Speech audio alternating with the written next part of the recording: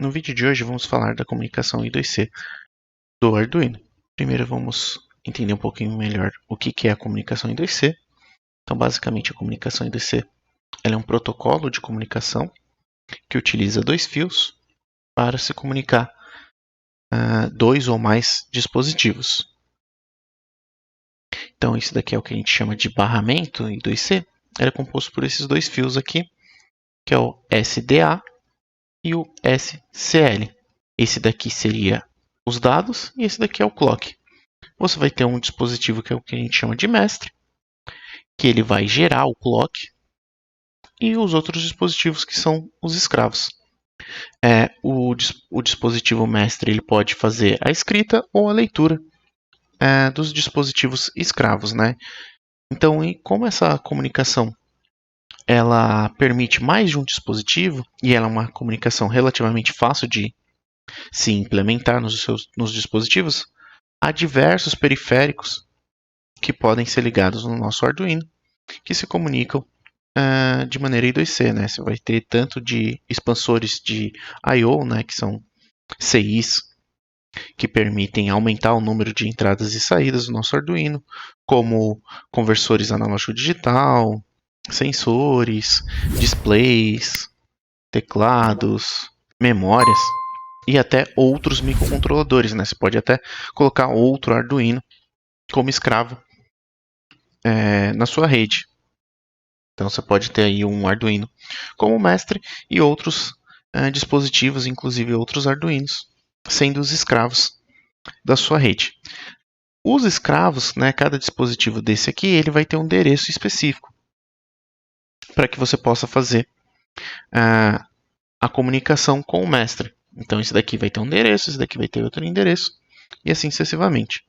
Esse endereço normalmente é utilizado 7 bits para se criar o valor desse endereço.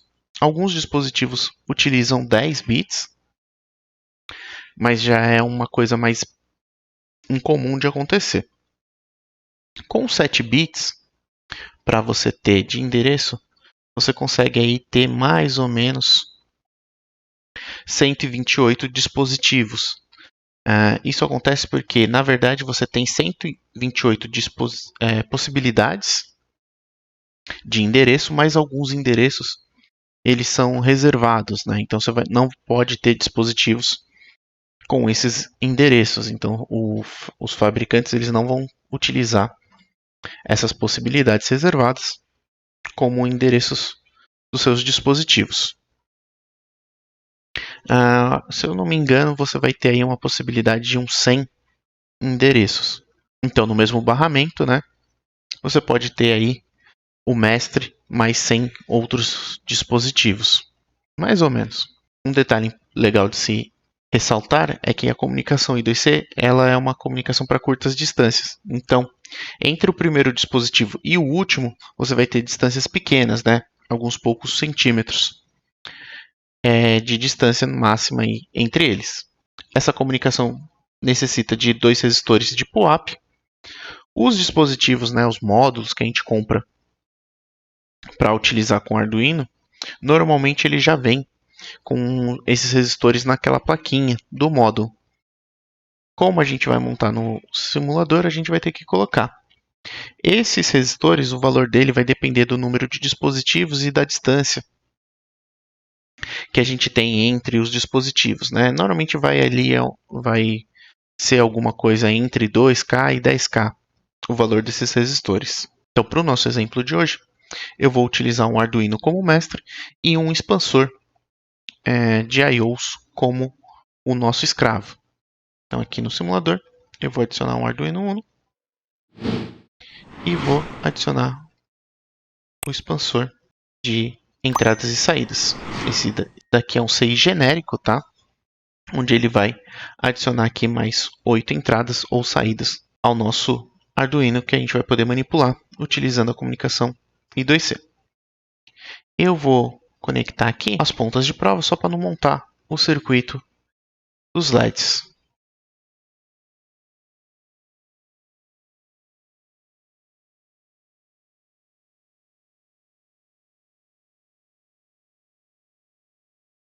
Aqui eu vou conectar os dois pinos da nossa comunicação I2C.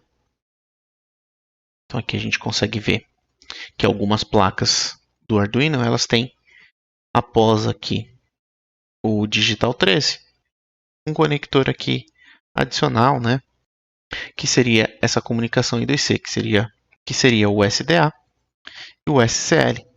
Mas esses dois conectores, na verdade, eles estão só ligados junto com o A4 e o A5, que são os pinos onde a gente tem o hardware para a comunicação I2C. Então, tomar cuidado que às vezes essa placa pode dar a impressão que a gente tem mais pinos do que realmente tem no nosso microcontrolador aqui que vai no Arduino Uno. Então, na verdade, quando você usa a comunicação I2C, você não pode utilizar o pino A4 e A5, são eles que são utilizados na comunicação I2C. Então, eu tenho aqui o SDA é o A4 e o SCL é o A5. Vamos conectar aqui.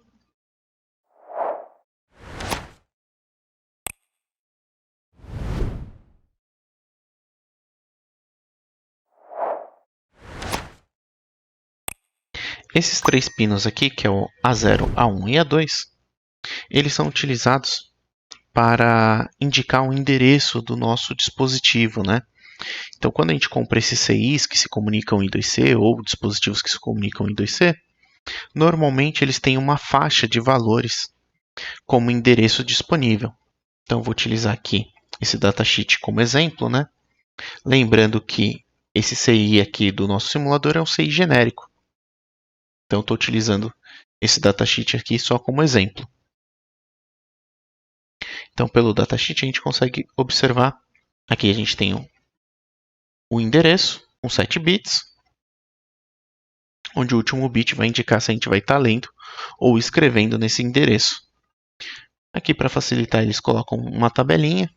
Então, a gente repara que a gente tem 8 opções possíveis para esse modelo. E para o modelo que tem o final A, a gente tem mais 8 opções possíveis. Eu vou fazer aqui no simulador como se todas estivessem em nível lógico baixo. Aqui é o GND. Vou colocar todos aqui em nível lógico baixo. Para alterar o endereço aqui do nosso CI, é só vir em propriedades, né? E aí você pode colocar o endereço que você quiser. Eu vou utilizar aqui a tabelinha como referência, então o primeiro endereço dele é o 20 em hexadecimal. Vamos colocar aqui na calculadora 20 em hexadecimal, é o mesmo que 32 em decimal. Vamos trocar aqui para 32. E está pronto aqui o nosso circuito para comunicação I2C. Então, o nosso microcontrolador vai controlar ou vai manipular essas 8 saídas, né? Então, vai colocar elas em nível lógico alto ou em nível lógico baixo. A gente vai entender aqui como faz a escrita ou a leitura utilizando a comunicação I2C. Vamos pegar aqui essa imagem como exemplo. Então, a gente vai ter o primeiro bit, que a gente indica que é o bit de start, os 7 bits do endereço, um bit que vai indicar se a gente vai estar lendo ou escrevendo naquele dispositivo, né? A informação que o nosso mestre vai estar enviando, ou a informação que ele vai estar recebendo, e aí o bit de parada, que indica que a comunicação acabou. E aí você pode se comunicar com outro dispositivo ou manter a linha de comunicação livre, né, para uma próxima comunicação. No Arduino, para que a gente possa fazer isso de forma mais simples, a gente tem uma biblioteca, que é essa daqui, que ela faz toda essa parte de comunicação de forma automática para a gente.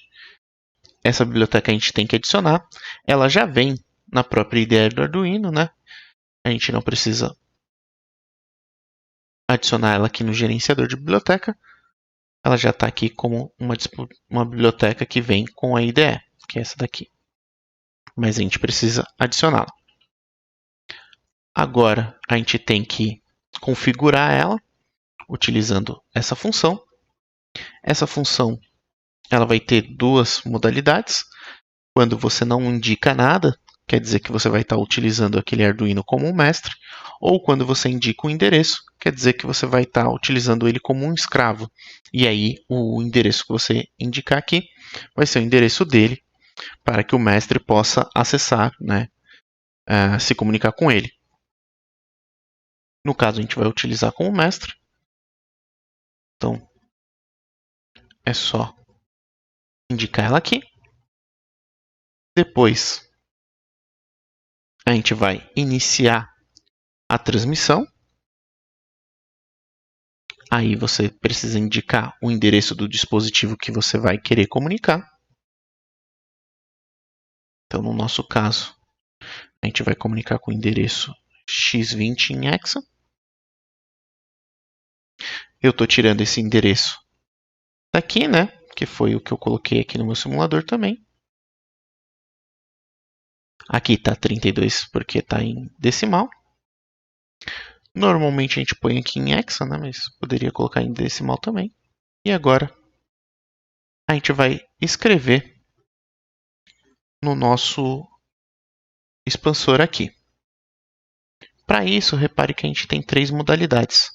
Para a gente enviar um valor, um texto, né, uma string, ou para a gente enviar um array, né, um vetor. Aí depende qual jeito você vai enviar, depende do dispositivo que você está comunicando, né? Se ele espera receber um valor, se ele espera receber um texto ou se ele espera receber um vetor. Mas é basicamente o mesmo jeito de utilizar, né? No nosso caso vai ser um valor. E aí, o que eu colocar aqui, então vou colocar em binário, vai ser os pinos que vão ficar em nível lógico alto ou baixo. Então, no caso, eu vou colocar 2, 3, 4, 3, 4. Metade deles em nível lógico alto e manter a outra metade em nível lógico baixo. E aí, eu tenho que terminar a comunicação. E aí, eu uso essa função aqui. Vamos exportar o binário, carregar o código e ativar a simulação. Repare aqui, ó, que esses 4 aqui acenderam e esses 4 aqui se mantiveram em nível lógico baixo. E aí eu posso mudar aqui, por exemplo. Carregar o código aqui. E reparem que os 4 primeiros acenderam e o penúltimo aqui também acendeu. Está em nível lógico alto e os outros 3 em nível lógico baixo.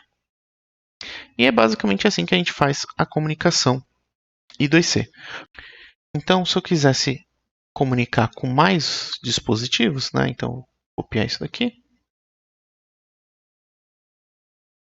Vamos dizer que agora eu quero comunicar com esse outro dispositivo aqui de baixo. Então, é só conectar ele aqui no nosso barramento. Vamos colocar ele aqui em outro endereço. Vamos olhar aqui qual que é o próximo endereço. É esse nível lógico alto, os outros dois em nível lógico baixo. Então, esse aqui no 5 volts e esses dois no nível lógico baixo. Vamos pegar aqui e criar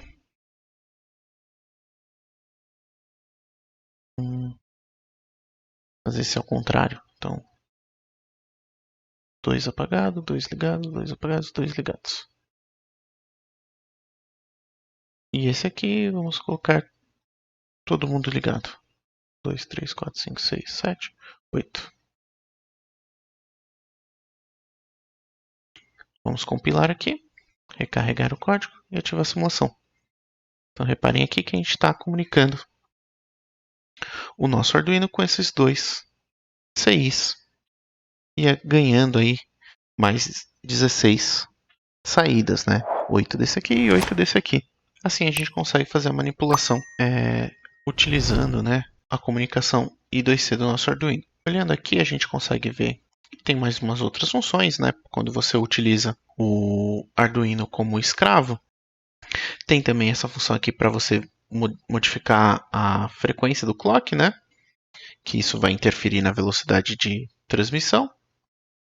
Mas basicamente é isso.